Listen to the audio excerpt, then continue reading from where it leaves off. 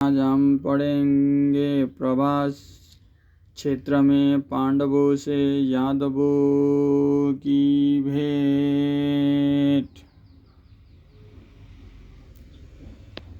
ओम नमः शिवाय। शंभु भूषण जी बोले, राजन महाराज युधिष्ठिर समुद्र तट के सब तीर्थों के दर्शन करते आगे बढ़ने लगे।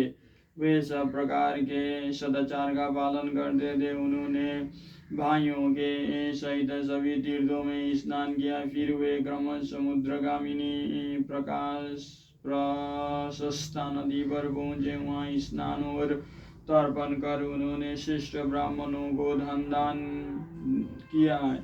इसके पश्चात वे गोदावरी नदी पर आए। उसमें स्नान आदि करके निष्पाप हो उन्होंने द्रविड़ देश में समुद्र तीरवर्ती परम पवित्र अगस्त्य तीर्थ और नारी तीर्थ के दर्शन किए। फिर वे शूर्पणख क्षेत्र में पहुंचे। वहां समुद्र के कुछ अंश को पार करके वे एक प्रसिद्ध वन में आए। वहां उन्होंने धनुर्धारियों में श्रेष्ठ परशुराम जी की वेदी देखी।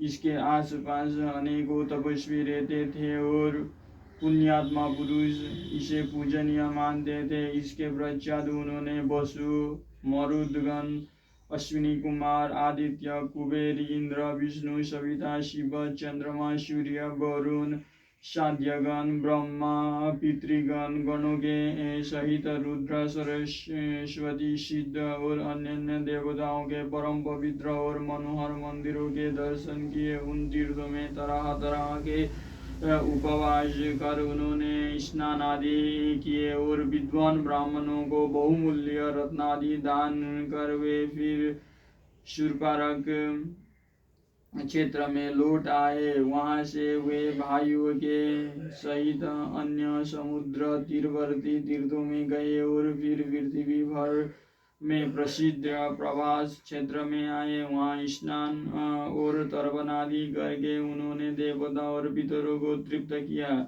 फिर 12 दिन का केवल जल और वायु ही भक्षण करते हुए चारों ओर अग्नि जलाकर तप किया। इसी समय भगवान श्री कृष्ण और बलराम ने सुना कि महाराज युधिष्ठिर प्रभास क्षेत्र में उग्र तपस्या कर रहे हैं, तो वे अपने परिकरों के साथ उनके पास आए। उन्होंने देखा कि पांडव लोग पृथ्वी पर पड़े हुए हैं। उनके शरीर धूल से सने हुए हैं तथा कष्ट सहन के अयोग्य द्रौपदी भी महान दुख भोग रही है। यह देखकर वे बिलख कर रोने लगे। महाराज युधिष्ठिर दुख पर दुख भोग रहे हैं तो भी उनका धैर्य शिथिल नहीं पड़ा था। उन्होंने बलराम, कृष्ण, प्रद्युम्न, शाम्य, सात्वकी, अनिरुद्ध तथा और भी सभी वृषणी वंशियों का बड़ा आदर किया। उनके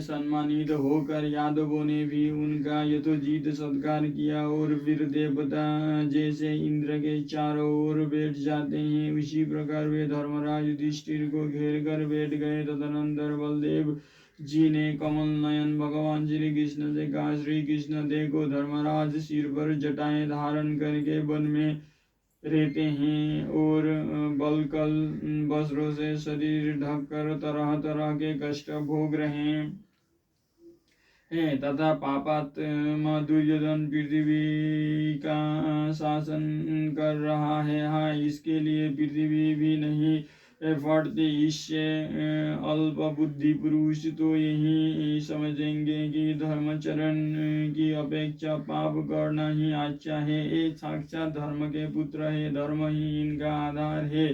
सत्य से भी ये कभी नहीं डिगते और निरंतर दान भी करते रहते हैं। इसका राज्य और सुख भले ही नष्ट हो जाए किंतु धर्म को छोड़कर ये कभी चैन से नहीं बैठ सकते। पापी धृतराष्ट्र ने आपने निर्दोष भतीजों को राज्य से निकाल दिया है। अब परलोक में पितृगण के सामने वे कैसे कहेंगे कि मैंने इनके साथ उचित व्यवहार किया है। देखो, जब भी उन्हें यह नहीं सूझता कि मैं पृथ्वी में इस प्रकार आंखों से लाचार क्यों उत्पन्न हुआ हूँ, और उन्हें राज्यच्युत कर देने से जब मेरी क्या गति होगी। भला इन पांडवों का वे क्या सामना करेंगे। महाबाहु भीम को तो शत्रुओं की सेना का संहार करने के लिए शास्त्रों की भी आवश्यकता नहीं है। इसके दो हुंकार से ही सैनिकों के मल मूत्र निकल पड़ते हैं। देखो, जब वो पूर्व दिशा में दिग्विजय से लिए गया था तो इसने अकेले ही वहां से सब राजाओं को उनके अनुचरों को सहित परास्त कर दिया और यह सकुशल अपने नगर में लौट आया। कोई इसका बाल भी बाका नहीं कर सका, किंतु आज यह फटे पुराने वस्त्र पहनकर दुख भोग रहा है। इस फुर्तोले वीर सहदेव को देखो, इसने समुद्र तट पर अपने सामने इकट्ठे होकर आए हुए दक्षिण देशों के सभी राजाओं के दांत खट्टे कर दिए थे। आज यह भी तपस्वी बना हुआ है। द्रौपदी तो परम पवित्रता और सब प्रकार सुख भोगने योग्य ही है। महारथी द्रुपद के समृद्धशाली यज्ञ की वेदी से इसका जन्म हुआ है। यह भला वनवास का दुख कैसे सहती होगी। दुर्योधन ने कपट युद्ध से जीतकर धर्मराज को इतने भाई, स्त्री और अनुचरों सहित राज्यों से बाहर निकाल दिया, और वो विनोदित बढ़ रहा है। यह देखकर इस पर्वतमाला मंडित वसुंधरा को खेद क्यों नहीं होता।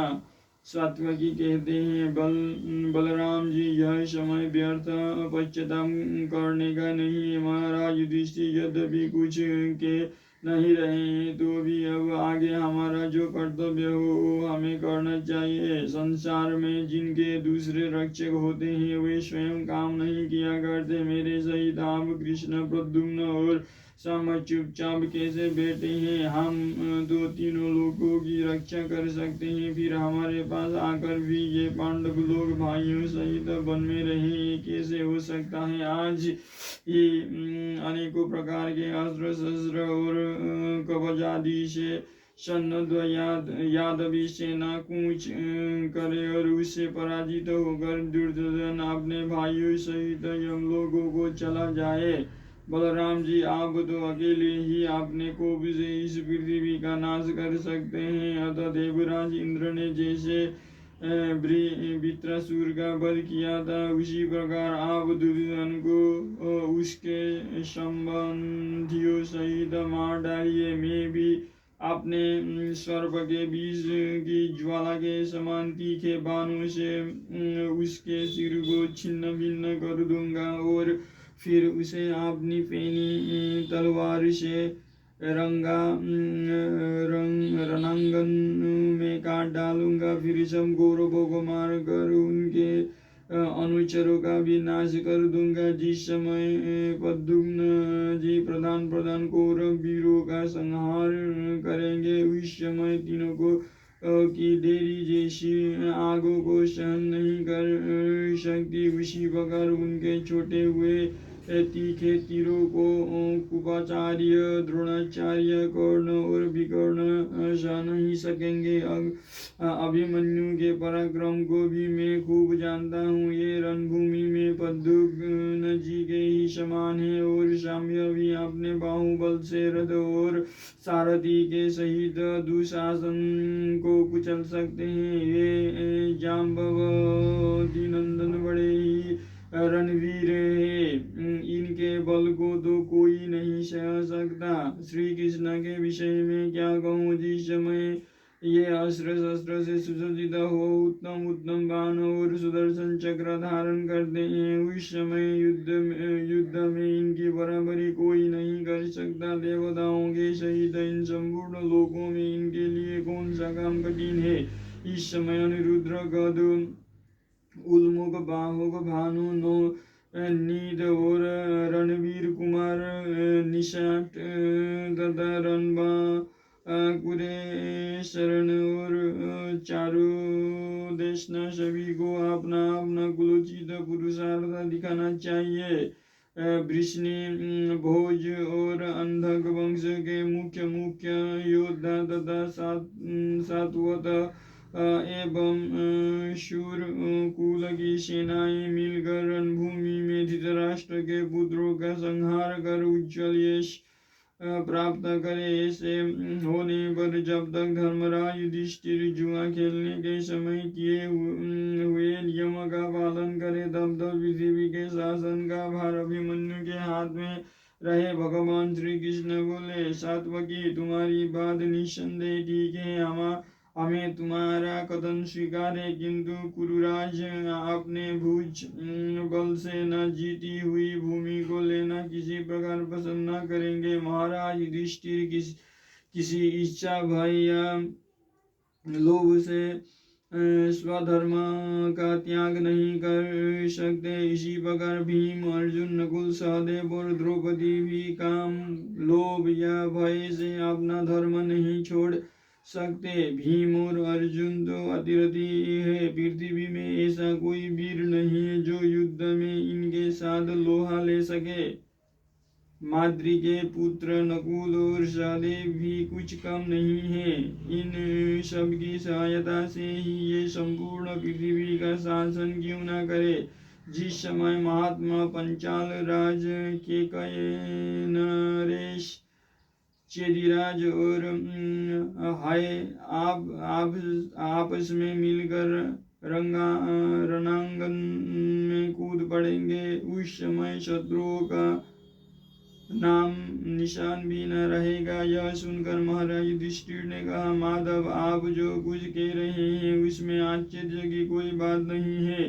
वास्तव में मेरे स्वभाव को ठीक ठीक श्री कृष्ण ही जानते और उनके स्वरूप को ही भी यथार्थ रीति से मैं जानता हूँ। सात्विकी देखो, जब श्री कृष्ण पराक्रम दिखाने का समय समझेंगे उसी समय तुम और श्री केशव दुर्योधन पर विजय प्राप्त कर सकोगे। अब आप सब यादव वीर अपने अपने घरों को पधारे। आप लोग मुझसे मिलने के लिए यहाँ आए, इसके लिए मैं आपका कृतज्ञ हूँ। आप सावधानी से धर्म का पालन करें, मैं फिर आप सबको सकुशल एकत्रित हुए देखूंगा। तब उन यादव वीरों ने बड़ों को प्रणाम किया और बालकों को हृदय से लगाया। इसके पश्चात वे अपने अपने घरों को चले गए तथा पांडवों ने तीर्थ यात्रा के लिए प्रस्थान किया। इस प्रकार श्री कृष्ण को विदा कर धर्मराज युधिष्ठिर अपने भाई अनुचर और लोमश जी के सहित परम पवित्र प्रयोसनी नदी पर पहुंचे। इस नदी के तीर पर अमूर्त्य रया के पुत्र राजा गय ने 7 अश्वमेध यज्ञ करके इंद्र को तृप्त किया था। अगले अध्याय में पढ़ेंगे राजकुमारी सुकन्या और महर्षि च्यवन।